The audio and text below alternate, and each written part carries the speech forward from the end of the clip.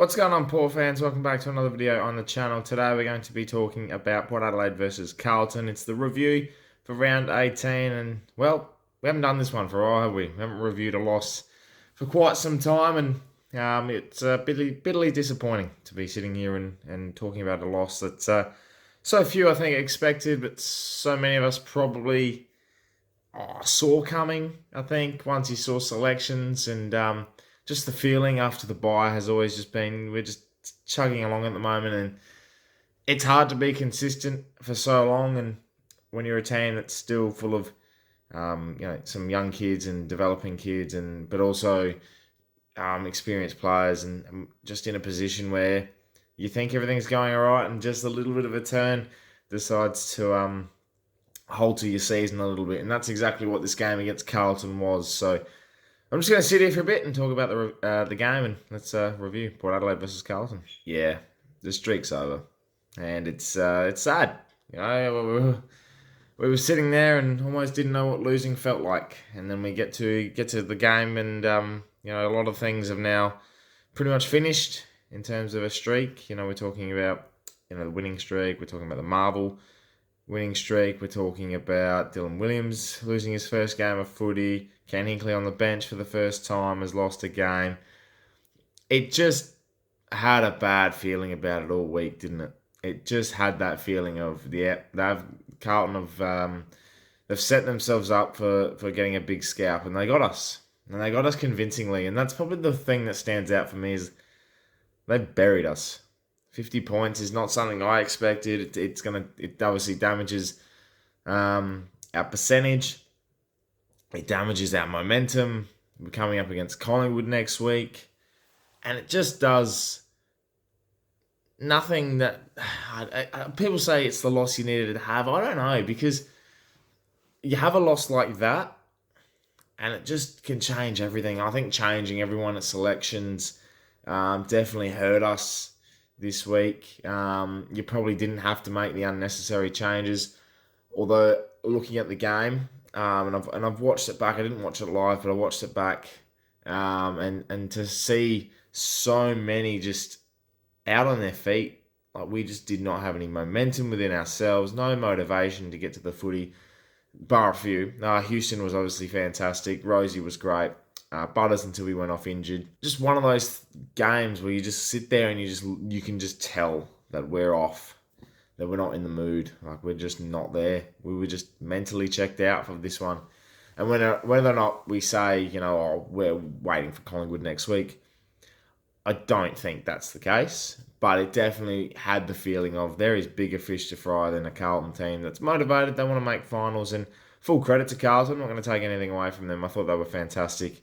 And they've definitely hit a bit of a strut coming into the back end of the year, and they should be very excited for what they're for what they're building for the back end. And I think that we let their I don't know how to put it. We let their mid-range players sort of take control of the game. Motlop kicks 4 goals, had a great burst in the second quarter. Silvani played a really good game. De Koning really dominated in the ruck. I thought Lysette didn't have as much of an impact as he's had over the course of the last few weeks before getting injured. Defensively, Carlton were pretty sound. I think we still had pretty good chances at goal, and Ollie Lord's definitely looking like he doesn't know what the big sticks look like, because, oh Lord, it just misses everything. It was very good to get one, but yeah, it's not pretty viewing. Todd Marshall was off. There wasn't a lot of standouts. I think structurally we just did not stand up to the performance that Carlton put out, and we just fell apart. Their overlapping handball running game really destroyed us. Jonas back in the side, down back, just did not help at all. I think him and Aliir definitely didn't work as well together as what Mackenzie and Aliir do. Burton as the sub, I think it just really didn't help. Darcy Byrne-Jones went off concussion, and Burton has seemed to be off. And when you're having an off game, like I've said, Burton's form hasn't been great, and he knows that. But when you have a bad game as a football club like that was, the players that are playing bad football, it really stands out. And, I think at the end of the day, you look at it and you go, all right, this is what's happened. This is just going to have to be put in the book. We move on. And as I said, bigger fish to fry over the next 3 weeks.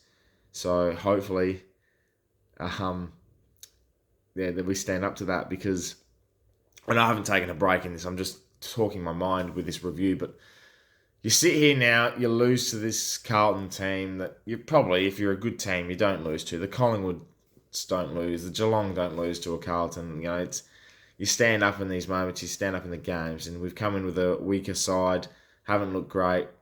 We've played probably 2 quarters of good football since the bye. I just think now you look at it as the 3 big games that we play. We play Collingwood at home, the showdown, and then Geelong and Geelong. That's scary. That's very challenging to think that we can win any of those. And I don't mean we can't. I just think now it's in my head that it's like, oh my God, these are huge games of football. And if we lose all 3, we're questioning everything. Probably the worst time of the year to have a loss, in my opinion. If you wanted to have a loss, you have it earlier.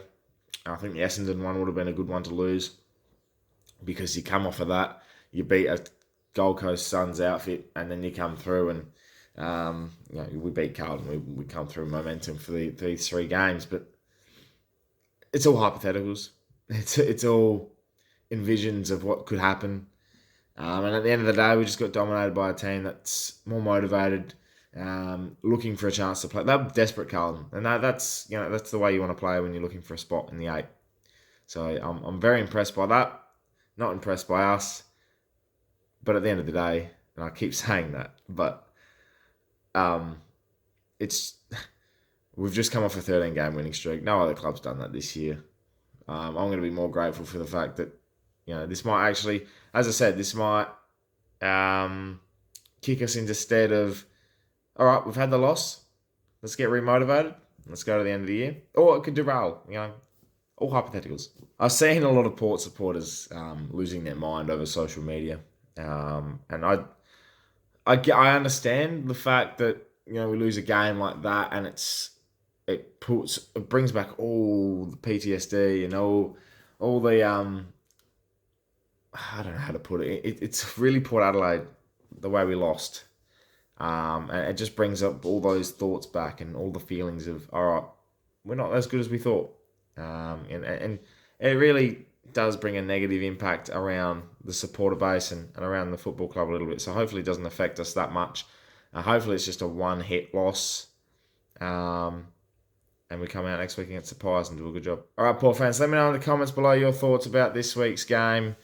As I said, it's just one of those things that happens. You lose a game of footy and you move on into the next one. But at least the Crows lost, so that's always a positive. So you can hang your hat on that one. But make sure you subscribe to the channel if you're new, for plenty more Port Adelaide and AFL content to come your way. And hopefully next week against the Pies, it's a big game. The review will be out earlier this week. I won't be attending the game. I'll be in Melbourne for a birthday, so very much looking forward to seeing what happens when I'm not there. So get your ass into gear, Port.